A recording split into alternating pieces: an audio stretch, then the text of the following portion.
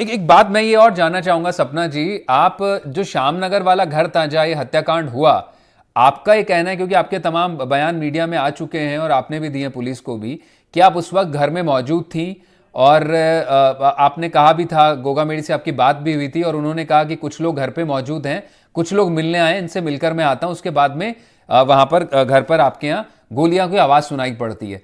उस दिन कौन कौन घर पर मौजूद था 5 तारीख को, और आप कब उनके पास नीचे कब थी? क्योंकि आप बता रही थी आप ऊपर थी, ऊपर वाले किसी कमरे में थी आप, और नीचे गोगामेड़ी हॉल में मौजूद थे जहां पर 3 लोग उनसे मिलने आए थे जो हत्यारे थे।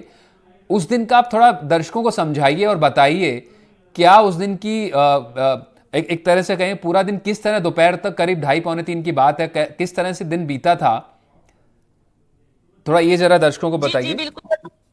जी जी सर, मैं आपको बताती हूँ कि दोपहर में हम लोगों ने 12 बजे खाना खाया था। मैंने और उन्होंने साथ में ही खाना खाया था मेरे ऊपर रूम में। जैसे भी आपको पता है कि लेडीज मतलब कि नीचे ऑफिस था, ऊपर मकान था, तो अलाउड नहीं था कि नीचे हम जाएं ऑफिस में। जी तो हम दोनों ने खाना खाया और वो सीढ़ी से नीचे उतर रहे थे, तो मैंने उनको पूछा आप कहाँ जा रहे हो, तो बोले कि मैं नीचे जा रहा हूँ, गनमैन आए हैं, बोल रहे हैं कि सर 3 आदमी आए हैं मिलने के लिए, जो अच्छा। हत्यारे आए थे ना, गैंगस्टर, वो जी थे गनमैन।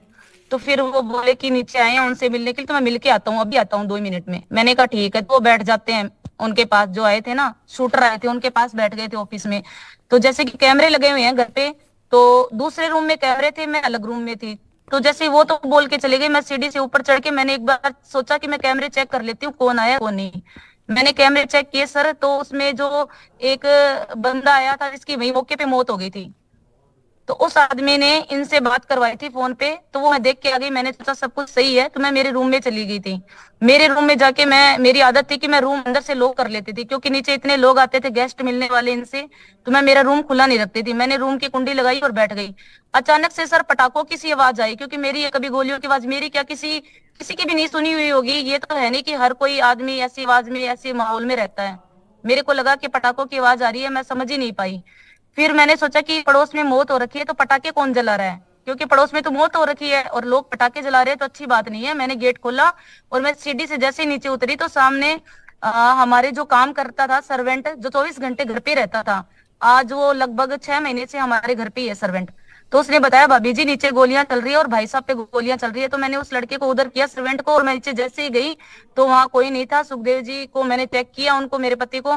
तो फिर मुझे लगा कि इनको हॉस्पिटल लेके जाना चाहिए। और पास में जो अजीत बन्ना, जो मतलब कि इनके साथ रहते थे, इनके दोस्त थे, उनपे भी गोलियां लगी थी।